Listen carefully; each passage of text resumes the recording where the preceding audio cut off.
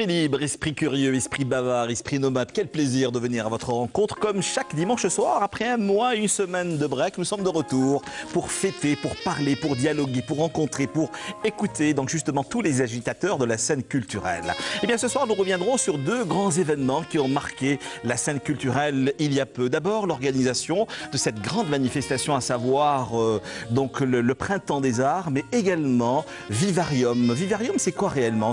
On s'est réellement posé la question, et la question nous la poserons entre autres à ceux qui alimentent au quotidien ce mouvement citoyen, ce mouvement culturel, cette fondation, cette association Allez Savoir, les arts en dialogue. Il en est question pour cette autre aventure en nocturne, comme chaque dimanche soir, à laquelle nous vous convions bien sûr, à travers vos questions et vos réactions sur cultureclub@entv.dz. Eh bien, pour en parler ce soir, nous avons le plaisir d'avoir sur notre plateau pour la première fois Jawed Belkhouja, bonsoir. Bonsoir. Merci d'accepter notre invitation. Vous êtes le fondateur de Vivarium. Comment est venue l'idée réellement de créer ce mouvement ou ce collectif culturel? Eh bien, vous allez répondre à ces questions et particulièrement à travers votre nomadisme culturel. Vous allez certainement nous emmener dans les régions du Grand Sud. Pourquoi cette région en particulier? Eh bien, cette question et bien d'autres vous seront posées tout au long de l'émission. Merci d'accepter notre invitation, Jawed Belkhouja. Une autre invitée, un autre discours, un autre regard également, celui de Fella Bourji. Bonsoir. Bonsoir. Merci d'être avec nous ce soir pour démarrer cette saison, non, parce que nous abordons déjà pratiquement les grandes vacances, juste après le mois sacré du Ramadan et l'Aïd. Nous sommes là pour écouter donc justement la grande curieuse que vous êtes. Vous faites partie donc justement de ce mouvement culturel collectif, à savoir Vivarium. Quel a été votre rapport donc justement? Quels sont ces nouveaux créateurs, ces agitateurs que vous avez introduits, invités et à alimenter donc le Vivarium? Eh bien, nous allons parler avec vous ce soir. Avec plaisir. Merci encore une fois, Fella Bourji, troisième invité qui a entre autres participé à ce grand événement, je vous le disais à l'instant, donc à savoir le Printemps donc des Arts. Lui n'est autre que Karim Meziani, bonsoir. Bonsoir, Karim. Vous êtes très pluriel dans votre approche, dans vos réalisations, donc justement, mais la tradition, le rapport à la tradition est très intime et très créatif dans votre action au quotidien. Hein, parce que faut-il le rappeler, vous êtes originaire de la région de Betna. Et nous reviendrons cette fois-ci à une exposition qui, elle, a eu lieu, je le rappelle, au musée, au niveau du Palais de la Culture, Moufdi Zakaria. Exactement. Vous étiez dans une nouvelle approche, dans un nouveau regard, dans une autre réalisation quant à ce désert qui vous habite et vous parle depuis fort longtemps. Exactement. Eh bien, nous allons parler avec vous dans quelques instants. Merci d'être avec nous. Karim Meziani, quatrième invité pour la rencontre de ce soir, pour vous dire que nous reprenons toujours de plus belle pour aller toujours plus haut et plus loin, sans démagogie aucune. Nous avons le plaisir d'avoir avec nous sur notre plateau ce soir Saïd Mohamed El-Hadi. Merci d'être avec nous ce soir. Monsieur Amamala, Saïd Mohamed El-Hadi, vous êtes le président de la Fondation Aurésienne des Arts et de la Culture. Il paraît qu'il se passe beaucoup de choses. Hein. Avoir 20 ans dans les Aurès à Betna, aujourd'hui, en 2017, qu'est-ce que cela signifie? Un rapport très particulier de la jeune génération, de la jeunesse quant à la protection du patrimoine, quant à la revitalisation du secteur culturel. Culturel dans la région, la reprise au fin de la promotion de notre élite disparue ou actuellement contemporaine, etc. C'est en quelque sorte mettre à la disposition de la nouvelle génération tous les repères dans tous les domaines, y compris... Et avoir 20 ans dans les oreilles, cela nous renvoie à ce réalisateur de René Vauthier, certainement. La liberté. C'est bien sûr René Vauthier, voilà, qui nous a quittés il y a quelques temps déjà. Quelques temps, hélas. Merci d'être avec nous. Donc, tout l'honneur est pour Saïd moi. Mohamed El-Hadi, Amana, merci d'avoir fait le vol de nuit Betna, Alger. Et puis, cinquième invité, toujours pour conjurer le mauvais sort, hein, comme le disait Hamid Bouassida, un autre grand artiste, journaliste, éditorialiste, nouvelliste qui nous a quittés il y a très peu, à travers son livre Sec dans les yeux de Satan, qui nous rendront hommage bien avant la fin de la saison, je vous le promets. Cinquième invité ce soir n'est autre que Jamel Matari, bonsoir. Bonsoir, Karim. Vous êtes aussi pluriel que l'animateur que je suis. Hein. Oui, vous avez plusieurs approches photographiques. Vous êtes également un créateur dans le design. Oui, absolument. Et j'ai entendu dire que vous avez rejoint le Vivarium. Oui, tout à fait. J'ai été ravi. J'ai été invité par le Vivarium à participer à leur résidence d'artistes qui s'est déroulée à Tarit. Et voilà. Donc le Sud, toujours et encore. Oui. Vous qui êtes un grand voyageur devant l'éternel. Oui, oui, oui. Je voyage beaucoup. Je fais beaucoup les hauts plateaux et beaucoup le désert aussi. Enfin, le Sud et à travers le Sud, le désert, bien sûr. Et donc, eh bien voilà, donc dialogue entre la génération d'hier et d'aujourd'hui. Il en est question. N'oubliez pas, question-réaction cultureclub@ntv.dz. Les arts en dialogue, il en est question ce soir. Jawed Belkhouja, bonsoir. Bonsoir. Donc fondateur du Vivarium. C'est vrai que j'étais bien avant le début de l'émission ce soir dans cette forme de questionnement pour dire mais qu'est-ce que le Vivarium aujourd'hui et comment vous est venue l'idée de le créer? Mouvement citoyen, mouvement de créateurs, mouvement collectif culturel, c'est tout ça en même temps ou est-ce tout simplement cette envie d'être dans cette curiosité de pouvoir dialoguer, de pouvoir confronter tous ces créateurs sur l'ensemble du territoire national et même au-delà? Je pense que c'est très bien résumé. C'est disons, une approche commune, une approche qui avant tout a été d'ordre personnel, par la passion que nous vouons, moi et Fela, à la culture et à la renaissance de la culture d'une certaine manière. Mais surtout, ça a été aussi naturel. C'est-à-dire que les choses se sont faites totalement naturellement, par des besoins. Il y avait un besoin à constater. Nous avons constaté... C'est un vide à combler. Exactement, nous avons constaté un besoin. Donc, d'une certaine manière, ça s'imposait à nous. Ça a très vite démarré comme un collectif. C'est-à-dire que beaucoup de gens se sont sentis impliqués par le projet, même si à la base, le projet est un projet privé, qui est vraiment... disons que si on pouvait résumer ça d'une manière concrète, c'est dire que c'est une agence d'événementiel qui est au service, et uniquement au service de la culture. Et donc, c'est un petit peu se doter de cet outil puissant qui est l'événementiel pour essayer de servir une cause noble. Et donc, ça n'a pas tardé, ça a drainé tout de suite beaucoup de... D'abord une curiosité et un intérêt après. Exactement, une curiosité et beaucoup d'engagement. Donc, c'est pour ça qu'on a cette forme, disons, de collectif, cette forme associative et cette réputation d'associatif vient surtout du fait de mécéner certains artistes. À partir du moment où on arrive à créer un modèle économique pour essayer de soutenir la création et la production, ça devient très intéressant pour nous et c'est un retour qui est juste extraordinaire. J'entends souvent dans votre discours le mot engagement. Exactement. En fait, c'est très simple, c'est un engagement. Avant toute chose, le modèle économique qu'on peut baser sur la culture ne peut pas forcément être viable dès le départ. Donc il y a forcément un engagement, du bénévolat, du volontariat. Beaucoup d'amis du Vivarium sont volontaires, il faut le dire, sont bénévoles parfois, travaillent bénévolement. D'autres sont rémunérés dans l'activité globale, etc. C'est l'Algérie en marche, ça. C'est un petit peu l'Algérie en marche, disons. On aimerait bien que ça puisse créer d'autres engouements, qu'il puisse y avoir d'autres vivariums un peu partout, d'autres initiatives privées. On est même prêt à soutenir d'autres créateurs. Exactement. S'il y a d'autres entreprises qui sont prêtes, qui ont besoin d'aide logistique, on est là pour les soutenir. On fait ça très très souvent avec des associations. On le fait déjà depuis un an.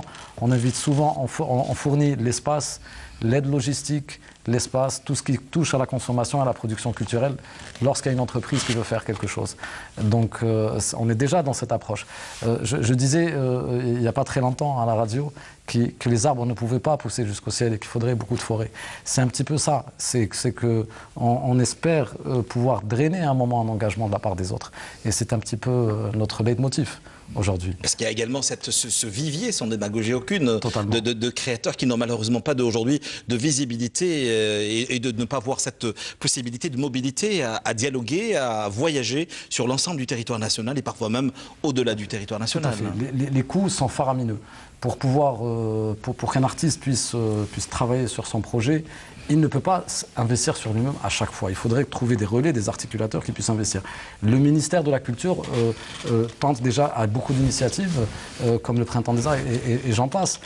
Cela dit, ça ne peut pas suffire, et ça ne devrait pas suffire. Si un jour on nous dit que ce qui se fait suffit, c'est qu'il y a quelque part un problème de vice de procédure. Donc ça ne peut pas suffire.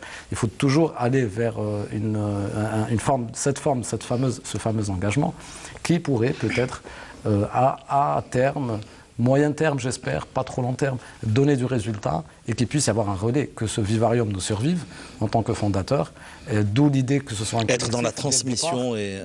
Totalement. D'où ce flou un petit peu qu'on a laissé sur le collectif. Et c'est un petit peu pensé. C'est l'idée que le vivarium puisse survivre et qu'il puisse être porté par d'autres personnes. On est moi et Fla totalement bénévoles sur ce projet. Je ne sais pas combien de temps ça pourra tenir. Un jour, je discutais il n'y a pas très longtemps avec une... Non, mais vous y croyez, vous avez soufflé votre première bougie il y a peu. Hein. Exactement, il y a très peu, on a soufflé notre première bougie. Ça a été intense, ça a été une première année très très intense, très riche en programmes. Vous nous parliez d'aventure presque humaine qu'artistique. D'abord une aventure humaine. C'est ce que je vous ai souvent entendu dire bien avant le début de l'enregistrement de l'émission de ce soir. Mais j'imagine que ceux qui nous regardent, cultureclub@untv.dz, comment peut-on investir aujourd'hui dans la culture dans un pays en crise? Tout à fait, c'est une question qu'on attendait depuis longtemps. Alors je vais vous dire, c'est une question qu'on ne pose pas. Alors au début on pense que c'est parce qu'il n'y a pas de prise de conscience, mais avec le temps on comprend que bon, c'est des questions qui peuvent parfois gêner. La prise de conscience c'est une chose, désolé de vous interrompre, la prise de conscience c'est une chose, la réalité, le terrain c'est... Et tout autre. Oui. Totalement, et ça ne peut pas... on ne peut pas expliquer le manque de culture par une crise. Ça ne s'explique pas. Je ne pourrais pas cautionner un discours qui dirait que comme on est en crise, on ne peut plus soutenir de la culture nationale. Je dis bien nationale parce que c'est notre terreau et qu'on ne peut pas faire l'impasse d'une culture. La culture est un noyau pour la culture sociétale qui va par la suite donner des sociétés. Nous l'avons prouvé dans les années 90 où nous traversions une période des plus difficiles de notre histoire, bien sûr après celle de la colonisation, où il y a eu énormément de créateurs, que ce soit dans le milieu de la littérature, de la peinture, du cinéma, mais également du théâtre, du journalisme aussi. Hein. La corporation journalistique a payé un lourd tribut lors de cette décennie noire. Et pourtant, il y a eu, nous étions, j'allais pratiquement dire, dans une forme de délit de survie. Exactement. Mais je pense que la culture est toujours dans ce délit de survie. Il faudrait absolument essayer de trouver ce mécanisme entre... Déjà le fait de notre présence ici, de votre invitation. Vous ne pouvez pas imaginer à quel point ça peut motiver une équipe. Ça peut motiver les troupes. Ça rallie. Et pourquoi? Juste parce qu'on sent qu'il y a un soutien. Et ce n'est pas... et je pense que c'est vraiment sur ça qu'il faudrait rebondir très souvent, que les organismes, les articulateurs culturels puissent se rapprocher, puissent essayer d'avoir une vision. Et cette vision, c'est une culture.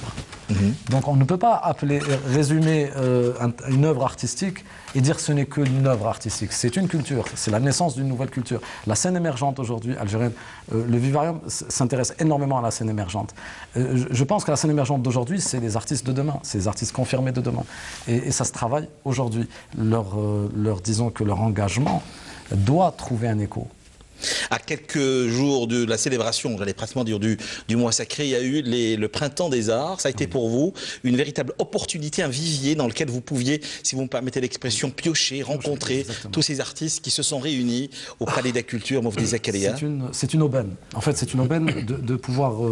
Faut-il le dire, désolé encore une fois de vous interrompre, faut-il le dire à nos téléspectateurs qui n'ont peut-être pas approché l'événement ou l'activité. C'est un événement, j'allais pratiquement dire une biennale, qui a réuni presque 177 artistes venant de l'ensemble du territoire national, mais également invitant notre diaspora, et à laquelle nous allons donner la parole dans quelques instants à travers la présence de Khaled Meziani, de pouvoir se rencontrer, confronter leurs idées, dialoguer, en fin de compte, tout simplement se connaître. Se connaître. Ben, c'est un petit peu ça.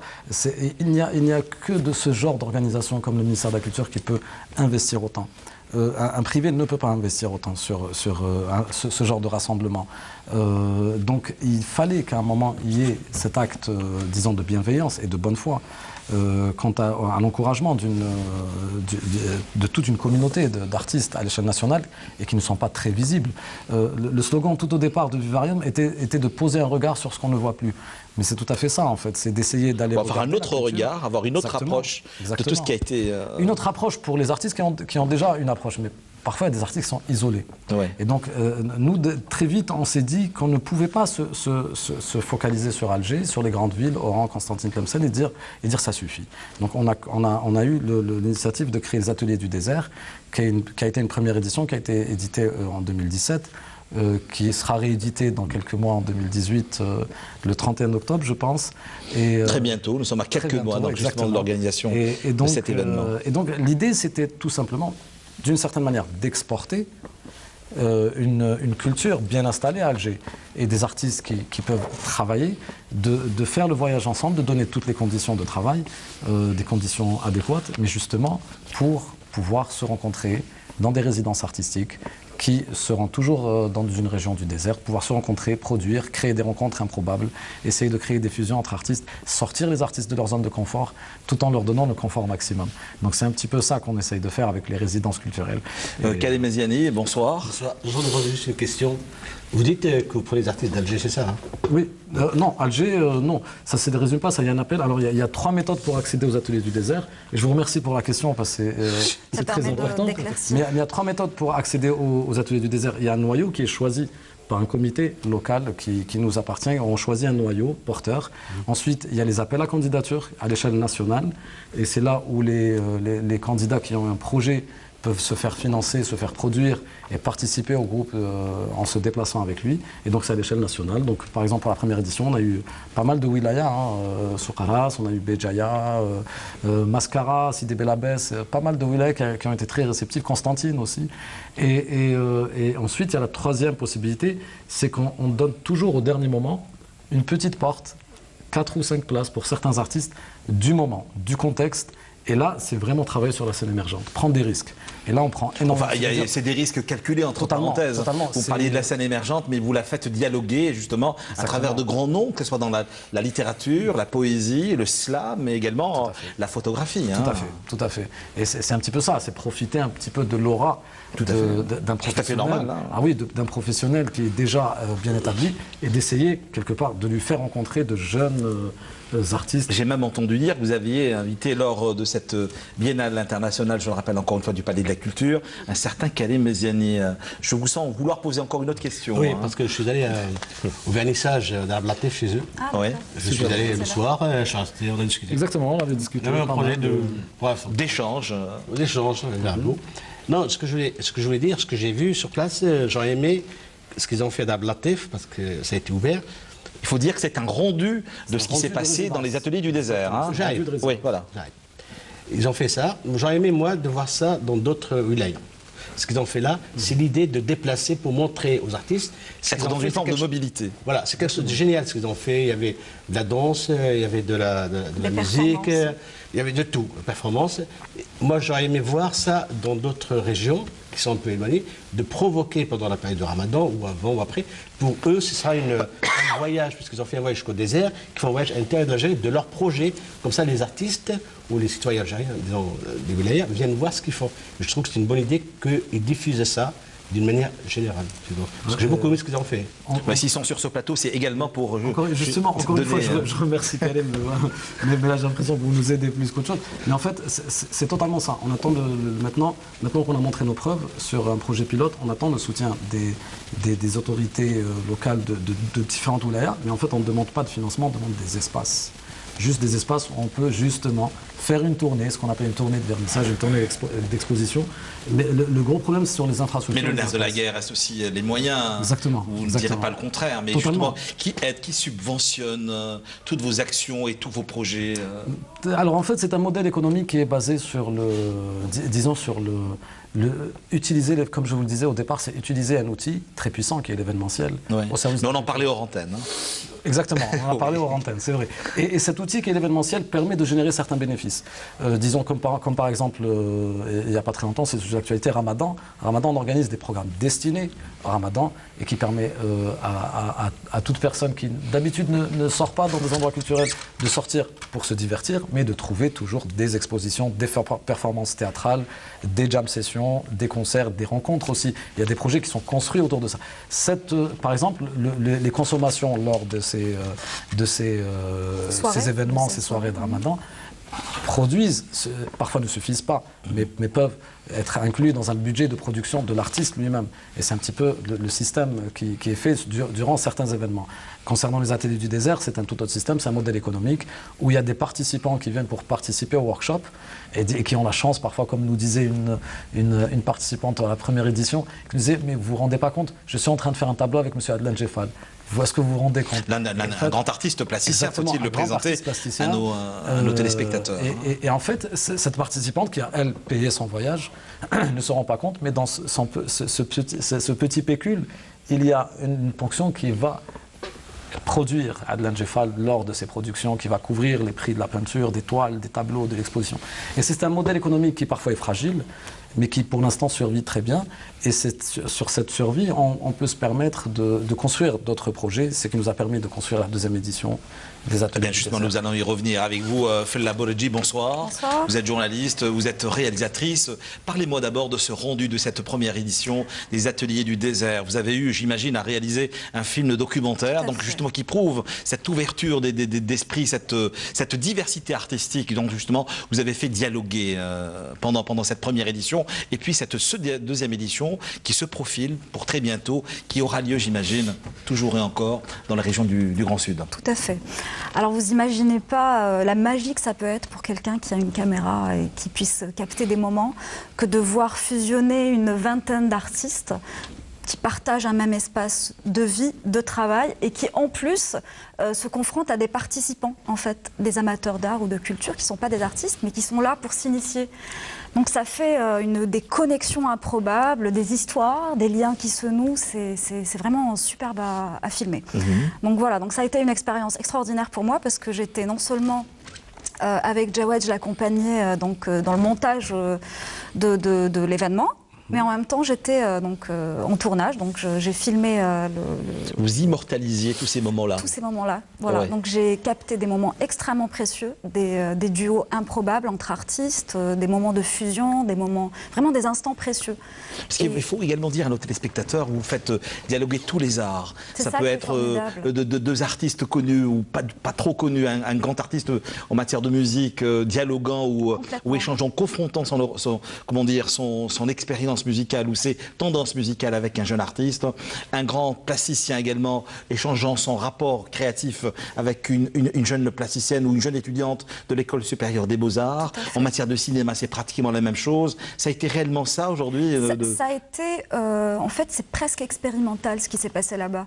On avait donc des arts plastiques, récupération artistique, bande dessinée, illustration, danse, photographie, et puis des musiciens. Et ce qui était formidable, c'était que il y a eu de telles connexions entre eux que voilà, donc on a eu des collaborations où pendant que les musiciens improvisaient ou composaient carrément des titres inédits, on avait des performances de peinture à côté, ou de la récupération artistique, ou encore on avait aussi de la danse. Donc en fait, c'est les arts qui se mélangent. Et c'est ce qui répond exactement au concept du Vivarium, qui est de défendre un concept de fusion, de live, de rendre accessible tous ces artistes qui sont en pleine création.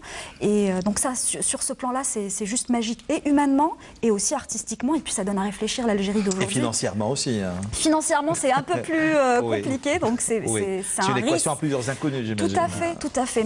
Mais le risque en vaut la peine. Parce que derrière ce risque-là, il y a aussi une attente à laquelle on répond. Autant pour nous-mêmes, parce que c'est de l'oxygène, on respire, on s'abreuve d'art, on est confronté à des artistes qui nous permettent de penser le monde, d'exister autrement que dans notre routine. De repenser le monde. Mais tout à fait. Ouais. Et d'un autre côté, c'est super pour les artistes parce qu'ils gagnent en visibilité, ils existent, ils sont là, on les regarde, on s'intéresse à ce qu'ils veulent nous dire. Et d'un autre côté aussi, pour des participants qui peuvent se confronter à des artistes confirmés qui d'habitude sont inaccessibles.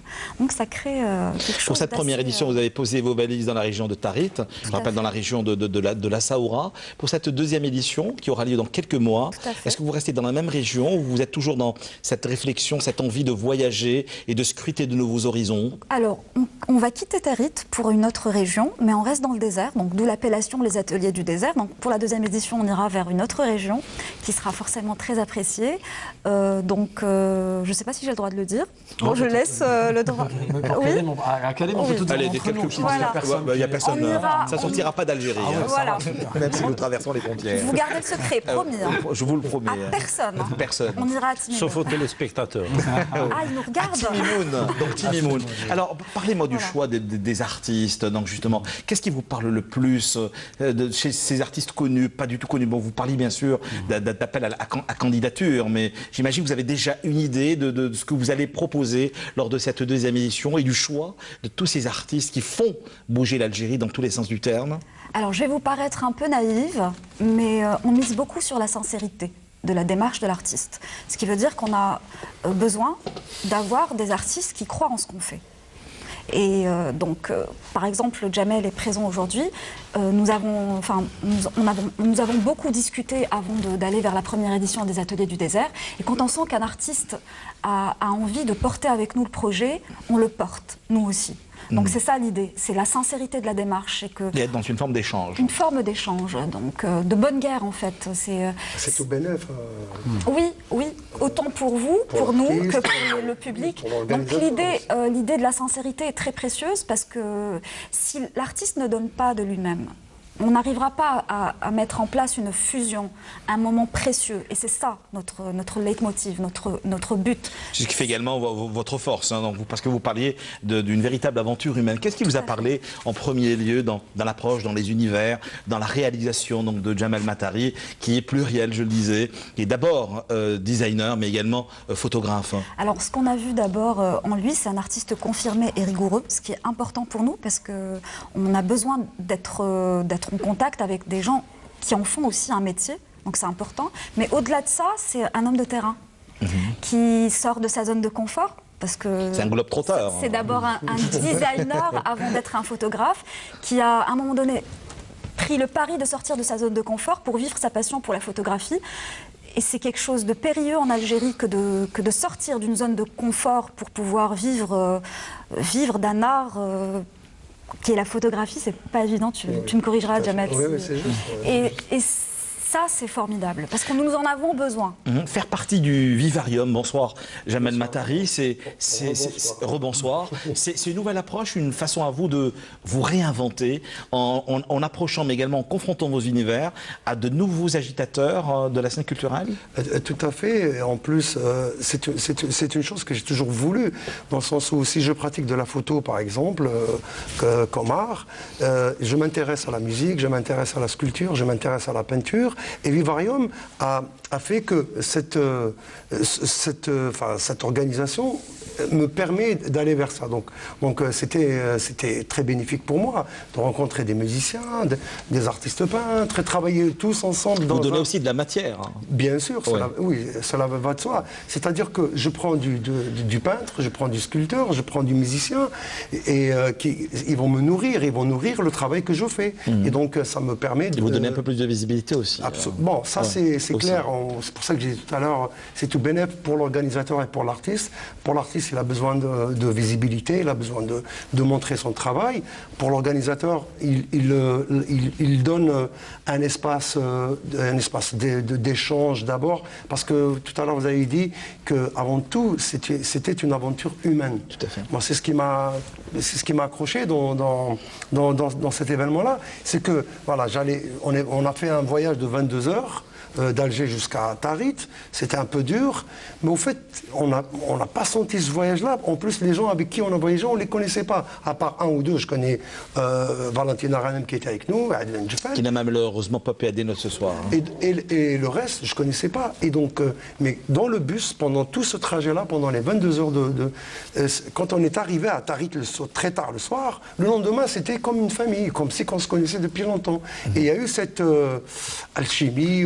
Vivarium, c'est comme dans la publicité, créateur de liens. C'est un vivier, Vivarium, c'est un vivier où il y a des artistes de différentes disciplines, qui ont fusionné, comme elle a dit, qui ont fusionné et que ça a donné des trucs, mais vraiment magnifiques, magiques. Et puis le choix du lieu de Tarit, c'est d'où j'ai fait cette série de photos sur le désert. À travers une exposition nouvelle. Hein. Comment ? À travers une exposition nouvelle. Hein. Absolument, tout à fait. Sur place. Oui, sur place. L'idée, moi, je suis parti avec un projet, avec une idée, mais quand je suis arrivé sur place, avec les gens, les artistes qui avaient sur place, on a échangé parce qu'il y a eu des discussions, comment je vais travailler, chacun se posait la question, comment je vais travailler, comment je vais approcher ce projet-là. Donc il y a eu d'autres idées qui sont venues, il y a eu une fluidité entre les différents artistes. Et je suis parti sur le désert parce que voilà, le désert c'est quelque chose qui ne se raconte pas, qui se vit. Moi j'ai essayé de faire vivre le désert à travers la série de photos que j'ai produites. Que nous allons voir dans quelques instants. Mais dites-moi, vous parlez d'inspiration du désert, mais sur place, comment vous avez approché le désert? C'est presque un être qui ne se laisse pas réellement approcher, sans philosophie aucune, hein, la population non plus. Hein. Parlez-moi de votre rapport à la population, parlez-moi de votre rapport au désert, d'une région que vous avez très souvent fréquentée, mais cette fois-ci, vous me disiez, elle vous a insufflé un nouvel air créateur, pratiquement. Le désert, c'est un environnement qui est aride et dur, difficile, mais on en est tous amoureux. Parce que quand on est devant les dunes de Tarit, par exemple, la plus grande dune qui fait, je pense, 135 mètres, et ça, on voit cette immensité. On est, nous, en tant qu'êtres humains, pas rien du tout. On se rend compte de notre petitesse. Hein. Absolument. Et de notre finitude, surtout. Absolument. Et puis, quand on se retrouve seul sur une dune, en face de ce désert, on sent que voilà, c'est toutes nos émotions, tous nos souvenirs qui remontent et qui vont vous inspirer, qui vont vous donner, quand on est artiste, ils vont vous donner matière à produire quelque chose. Donc, c'est comme ça que c'est venu cette inspiration, c'est comme ça que c'est venu cette idée de travailler sur cet espace. Quel est le devenir de toutes ces réalisations, justement, de cette première édition des Ateliers du désert? Méziane, vous parlez donc justement en début d'émission de la visibilité de cette forme de nomadisme, que ce soit dans les régions du Grand Sud, de l'Est, de l'Ouest, mais également du Nord. Il y a eu des créations, il y a eu des expositions. Vous en parliez à l'instant, Jamal Matari, mais leur devenir, aujourd'hui, vous pensez déjà à la seconde édition qui aura toujours lieu, faut-il le rappeler, toujours dans les régions du désert. Mais le film documentaire, où est-ce qu'on pourra le voir, peut-être à la télévision, mais également dans d'autres salles, cette même exposition donnée à voir, donc justement l'Algérie dans sa diversité, à Constantine, à Annaba, et même au-delà. Parlez-moi de ce rendu de cette première édition et de son devenir. L'idée de départ, en fait, c'était de poser les conditions favorables pour que des artistes se mettent en situation de création. D'où l'organisation de cette résidence. Donc on a mis un petit peu les moyens techniques, les moyens donc, de confort de vie à leur disposition, et puis on a essayé de favoriser... Qui était excellente, entre parenthèses. Ravi de l'entendre. Oui, original et éclectique. Hein. Et du coup, l'idée, en fait, c'était de favoriser les connexions pour les mettre en situation de création. Ensuite, nous, on fait le suivi. Une fois à Alger, on propose une exposition collective. Donc pour la première édition, donc, ça s'est passé à Alger. Et ensuite, ces œuvres-là, chaque artiste doit porter son projet et le mener là où il veut le voir arriver. Donc en fait, pour cette première édition, on est allé jusqu'à Alger. Pour la seconde édition, on aimerait aller plus loin. Donc c'est bien que vous posiez la question. Ouais.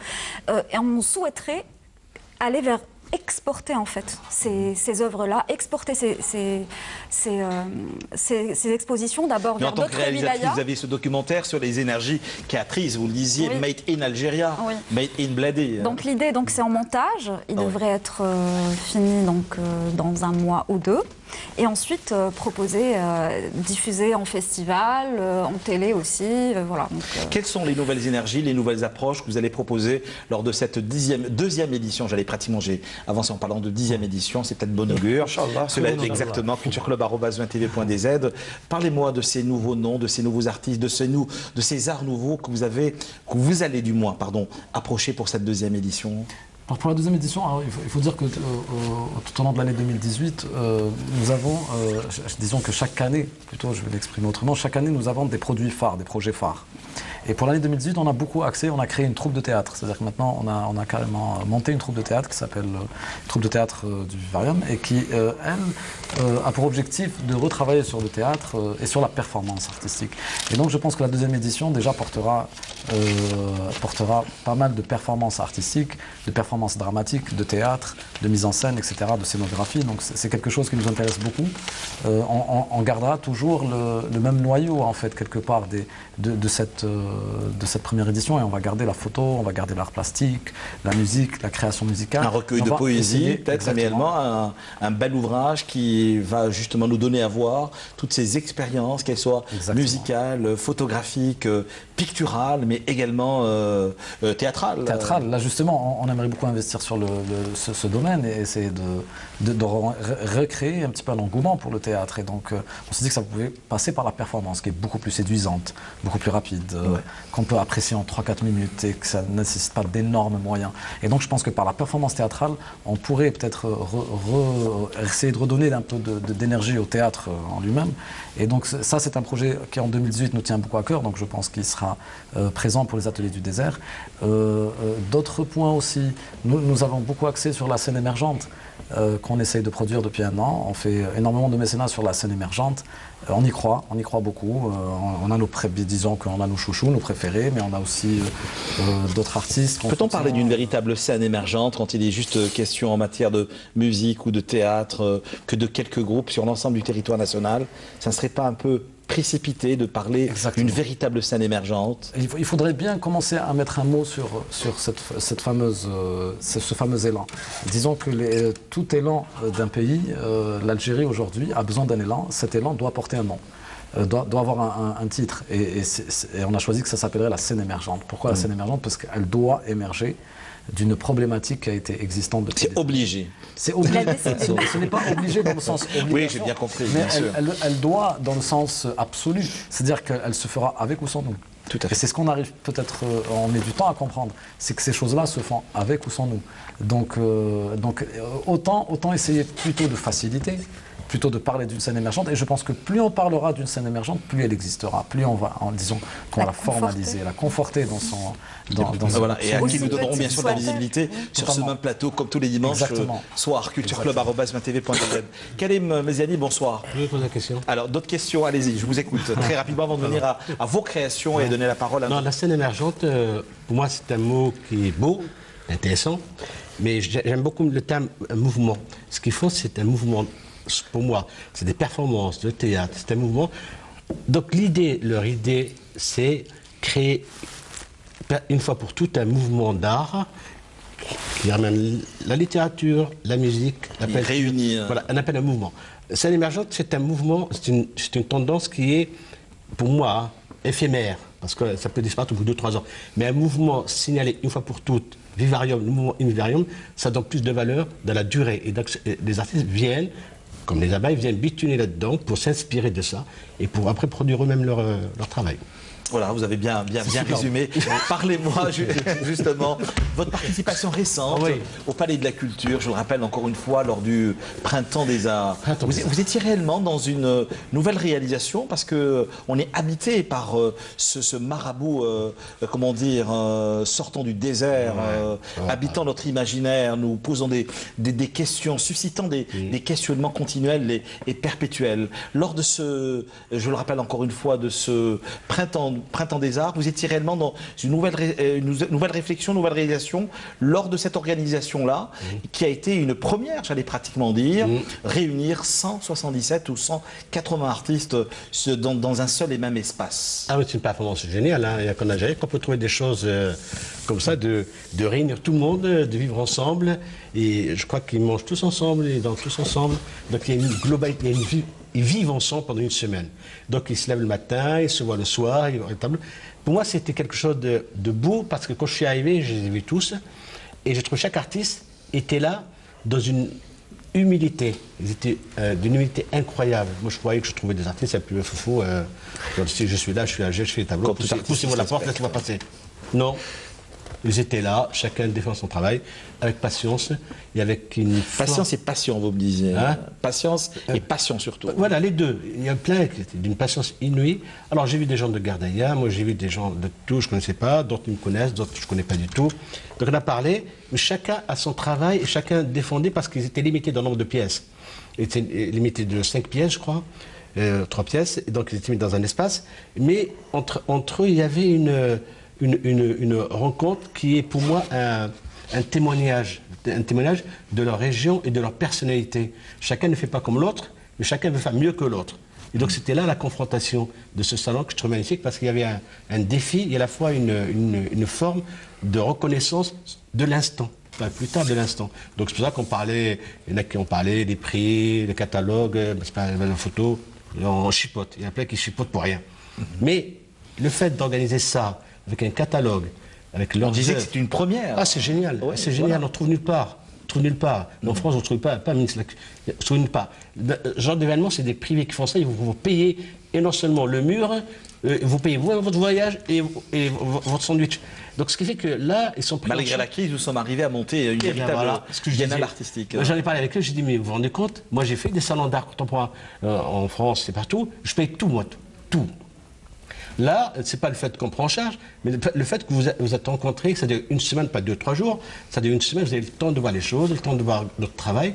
Mais pour moi, c'est une chose à faire et à développer. Je souhaite simplement qu'il y ait moins d'artistes, parce que comme ça, on a le temps de voir tout le monde. Mais on a entre autres parlé lors de l'organisation de ce printemps des artistes d'une possibilité de création d'un véritable marché de l'art. Est-ce que vous y croyez? Alors moi, j'allais parler, l'histoire de l'art, le marché de l'art, c'est un peu galvaudé, on dit marché de l'art en Algérie. D'abord, il faut commencer par le marché de l'art régional. Pour moi, il faut que les régions investissent sur les artistes.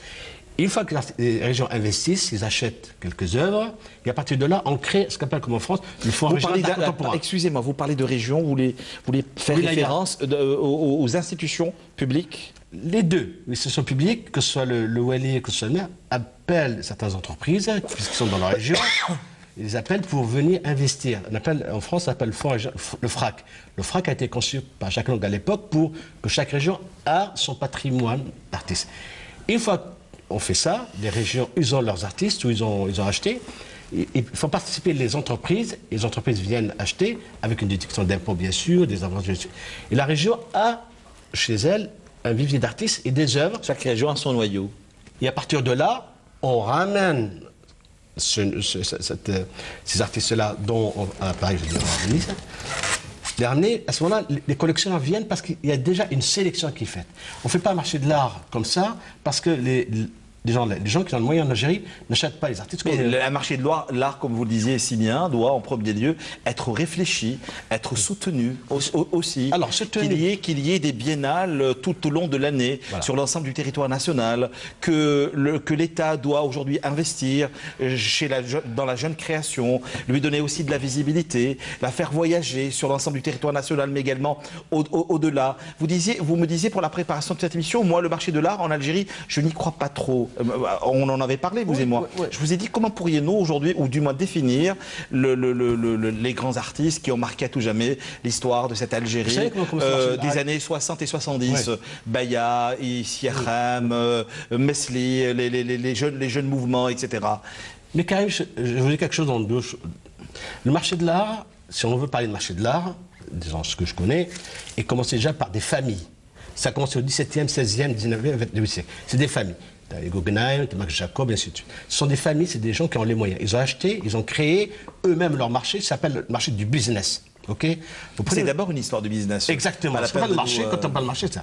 Oui. Alors il se passe un truc qu'il faut bien comprendre, qu'il faut que tout le monde soit au courant. On parle de la FIAC, on parle de Bâle et des grandes foires.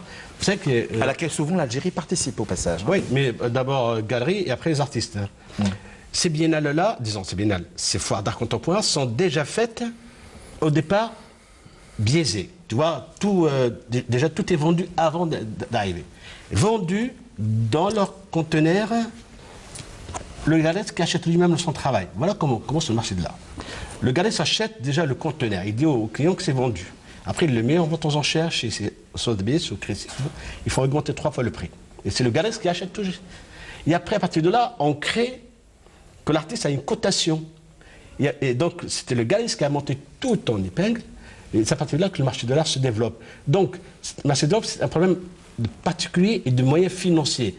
Pinault, en France, a monté ses affaires, son business. Ce n'est pas le marché de l'art, c'est une manière d'investir pour revendre Donc, comme dans l'immobilier, et ainsi de D'accord, suite. mais chez nous, que doit-on faire donc, justement, Alors, chez- pour la création d'un véritable marché de l'art dans lequel s'est souvent exprimé le ministre de la Culture Voilà, il faut il y a commencer quelques par- semaines. Donc, je dis- justement, il je faut dis que- impérativement faire rencontrer ces artistes, leur donner de la visibilité, et inviter les particuliers et les institutions publiques à investir dans les jeunes, la jeune création. D'abord, il faut commencer par fixer une date. OK? On dit au mois de mai, printemps des arts, printemps des œuvres, tout ce qu'on veut. Il faut faire ça pendant 5-6 ans, habituer d'abord, habituer. Une fois que tu t'habitues, c'est pas une année que tu... Au bout de 5 ans, 6 ans, 7 ans, on s'habitue, les gens viennent, et à ce moment, les collectionneurs commencent à y croire, qu'on croit que l'État croit à ces artistes. Il faut que d'abord, le ministère de la Culture croit à ces artistes pour que les collectionneurs croient à eux. Si personne ne croit à eux, ils vont venir dans le vide. Ça va être très difficile avec l'austérité depuis 2 ans. Hein. Pardon? Ça va être très difficile avec l'austérité. Alors, il y a deux sortes d'austérité. Dans l'art, il n'y a pas d'austérité. Aujourd'hui, le marché de l'art, il explose. Il y a une crise Non, je parle mondiale. de chez nous. Hein. Oui, justement. Alors, moi, j'ai vu des collections privées chez certaines personnes. Excusez-moi le terme, c'est du n'importe quoi. Là, il y a de tout. Il y a de tout, il n'y a C'est rien. votre regard. Voilà, oui, peut-être, mon avis. Mais bon, bien sûr. parce qu'il m'avait dit, c'est tout ce que j'ai trouvé. Donc, il faut habituer le client, les entreprises, les ministères. Je suis entré chez vous ici, là. Il y a des murs vides. Pourquoi ils ne mettent pas les artistes là-dedans? Je suis rentré à l'administration algérienne, il y a pas mal de bureaux. Je suis au ministère de la Culture, pareil, il y a des bureaux vides. Pourquoi on ne prend pas quelques artistes, j'ai explosé, et dire, écoute, un des j'ai un mur de là à là, viens pour 3 mois mettre tes tableaux. C'est par là qu'on commence. Il faut faire habituer l'Algérien à la visibilité de l'œuvre dans des espaces administratifs, publics, ainsi de suite. Et à partir de là, ça se développe. C'est pas dans les foires. Comme certaines institutions hors de nos frontières Ben voilà. qui louent des œuvres pour habiter donc justement Voilà. certains murs lors d'occasions particulières. Moi, j'en ai vendu mes œuvres dans certaines entreprises, ils me les ont louées pour le mettre dans leur bureau, tout ça, parce que ça se développe et tout le monde est gagnant. L'entreprise est gagnante parce qu'elle a des œuvres qui décorent et moi, je suis gagnant parce qu'ils me payent. Et vous avez de la visibilité. Voilà, si aujourd'hui on fait certains lieux, on dit, voilà, aujourd'hui, telle entreprise ou telle institution a des œuvres d'un artiste, les gens viennent. Il faut habituer d'abord qu'on les voit. On ne les voit pas dans les ateliers. Donc c'est pour ça que le marché de l'art doit se développer d'abord par une visibilité généralisée dans la durée. Il faut que ça dure. Et à partir de là, on commence à répertorier, d'abord répertorier les artistes par région. Et de la région, on vient au national. Et à partir de là, on commence à sortir ce qu'il y a de beau. Donc comme partout. Pourquoi la musique chabi, elle est magnifique? C'est parce qu'elle a un discours, elle a une poésie, elle a des personnalités qui, à partir de là, tout le monde a pompé sur ce. Qui ont porté. Voilà. Donc là, c'est pareil. Je trouve qu'il faut utiliser les espaces vides en Algérie. Et ces espaces vides, entreprises, il y a beaucoup d'hôtels, il y a beaucoup de lieux. On met les œuvres et on les expose, et puis voilà. Le Printemps des Arts, que vous a-t-il apporté? Moi, ça m'a apporté. Cette première édition au Palais de la Culture. Par la galerie, moi, ça m'a apporté parce que j'ai rencontré beaucoup de personnes.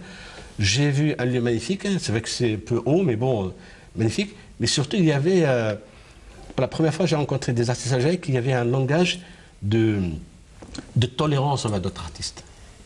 J'ai rencontré des personnes, ils me posent la question, qu'est-ce que vous pensez de mon travail, qu'est-ce que je vois. Tu vois, il y a un débat. Voilà, c'est magnifique. Il n'y avait pas, il est mieux que moi, c'est pas du tout. Je l'ai vu. Qu'est-ce que vous en pensez de mon travail? Je suis content. Pas de guerre d'ego. Voilà. Non, il n'y a pas de ragot là-dedans, c'est tout le monde est... Non, d'ego. D'ego. Ah bah l'ego, l'artiste c'est toujours un égoïste. Hein, tous les artistes sont égaux. Je ne suis pas égaux, il est mort. Hein. D'abord moi et après vers les autres. Après moi il le dirige. Oui. Donc c'est pour ça que je disais que c'est intéressant. D'abord, ce salon a été bénéfique. Moi je suis allé 3-4 fois et je suis assis de la journée. J'ai rencontré des gens, j'ai rencontré des personnes qui passent en flânant, regarder, des petits-enfants, des familles. Habituer le regard, comme vous le disiez. Et les éduquer. C'est l'éducation qui fait l'art, et c'est l'éducation qui apporte le marché de l'art. Et l'Algérie, actuellement, n'est pas prête. Il y a d'autres choses, de substances alimentaires qui sont plus importantes. Et l'Algérie, elle ne fait que démarrer. Elle doit démarrer autre chose, et l'art va arriver. C'est aux artistes d'aller taper sur les portes, comme je l'ai fait moi à l'époque, taper aux portes pour dire, est-ce que je peux déposer mes toiles chez vous? Est-ce que je peux? C'est à partir de là.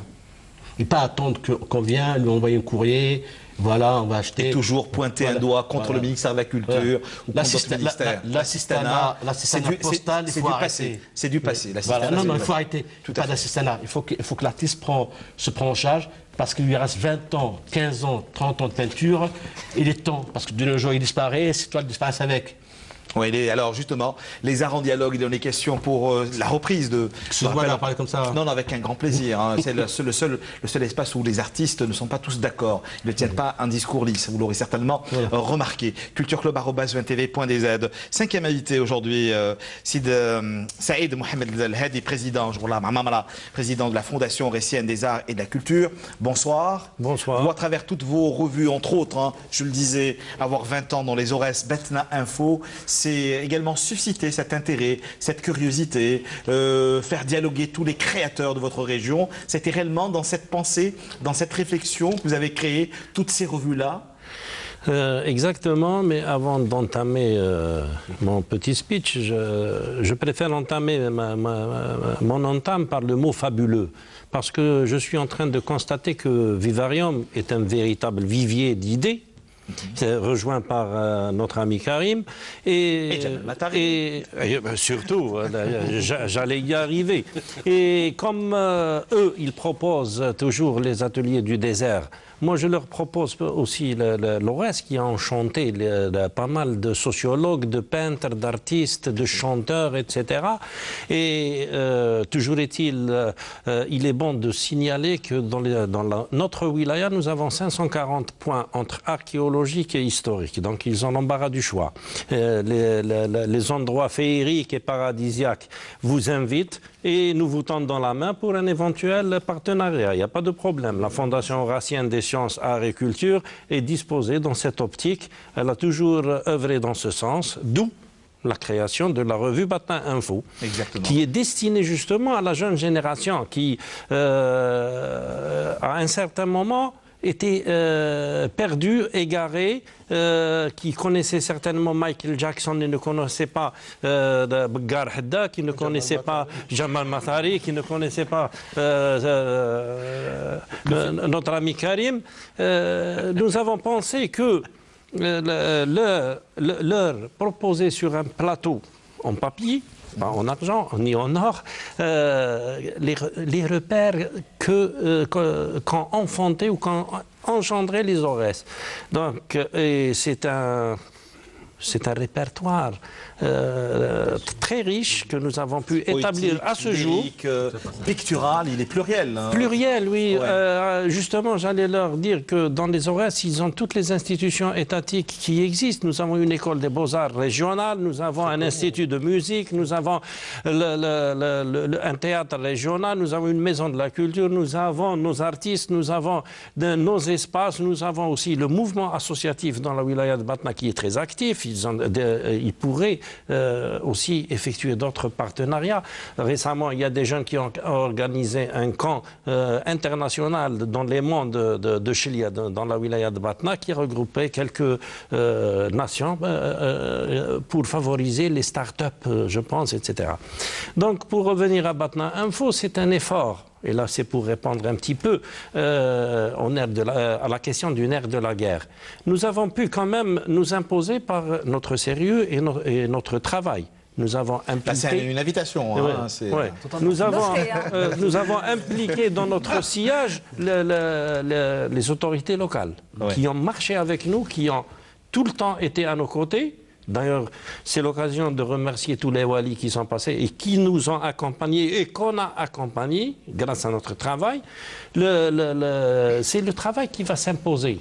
Eux, ils subventionnent. Et on est arrivé à mieux en partant d'austérité. Mais que faites-vous en direction de cette jeune génération qui, malheureusement, pour une grande partie, ne rêve que d'une seule chose, partir, être dans cette géographie du danger? Justement, nous essayons de... Vos actions quotidiennes, culturelles, donc justement... Les actions culturelles sont multiples. À titre d'exemple, nous avons une opération qui est à mettre sur notre tableau de chasse, entre guillemets. Nous avons initié une opération qu'on a intitulée Opération 100% BAC. Nous avons pris 71 démunis, nous les avons regroupés, leur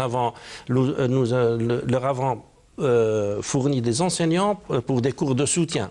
Oui, mais ça, c'est des opérations ponctuelles. Je parlais de tout au long de l'année, culturellement parlant, en matière de musique, en matière d'art, en matière de théâtre, en matière donc justement de littérature. Qu'est-ce que vous faites en direction de cette jeune génération, donc justement, à qui vous donnez de la visibilité à travers toutes vos actions, mais surtout à travers toutes ces revues que nous sommes venus présenter ce soir? Nous les avons impliqués d'abord, comme première forme d'implication, à produire une revue pour étudiants, students.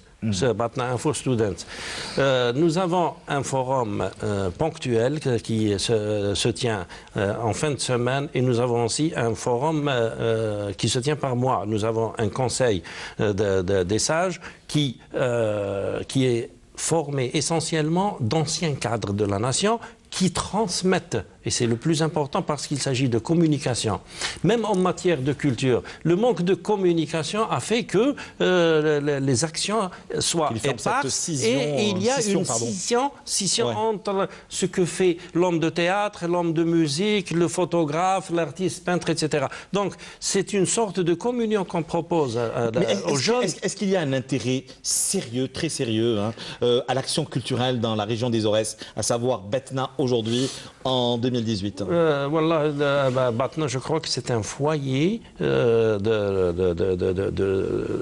comment dirais-je, de créateurs, de producteurs, etc. La somme de jeunes qui sont versés dans le milieu culturel est indéniable. On ne peut pas l'occulter. Et l'intérêt pour notre revue, c'est leur participation, leur implication, leurs envois. Nous avons, à titre d'exemple, le jeune infographe qui produisait, il nous a été enlevé par le sultanat d'Oman. Il est installé là-bas parce que c'était un jeune créateur. Il n'avait que 23 ans lorsqu'il avait parlé des nouvelles technologies à Dubaï. En 2011 déjà, il avait dit qu'on n'avait plus besoin de papier ou d'écran TV pour faire passer le message des jeunes. Moi, j'aurais bien voulu vous entendre me dire on a pu le garder, on a pu le ramener. Oui, malheureusement. D'ailleurs, l'actuel ministre de la Culture le connaît très bien parce que c'est lui qui l'a embauché à Radio Batna et qui malheureusement a démissionné il a préféré d'autres cieux. Contrairement à lui, nous avons des jeunes qui ont changé de vocation. À titre d'exemple, l'actuel infographe était un vétérinaire qui a préféré se remettre à l'infographie. Qu'est-ce qui va se passer cet été dans la région de Batna pour donner envie à ceux qui nous regardent, que ce soit en Algérie mais également hors de nos frontières, de venir visiter votre région? Bientôt, ce sera le festival international de Timgad. Très connu, bien sûr. Voilà, donc c'est l'un des festivals phares de la région. Est-ce que le festival est toujours à Timgad ou ailleurs? Il est à Timgad, mais il a été transporté, déplacé à quelques mètres, parce qu'on l'a déplacé pour préserver le site, bien sûr. À un théâtre de réplique. Et qui pourrait intéresser nos amis, parce que le théâtre antique, c'était des journées théâtrales qui s'organisaient déjà en 1965, et s'il vous plaît, avec des phares de voitures. Il n'y avait pas toute cette technologie pour l'éclairage, etc.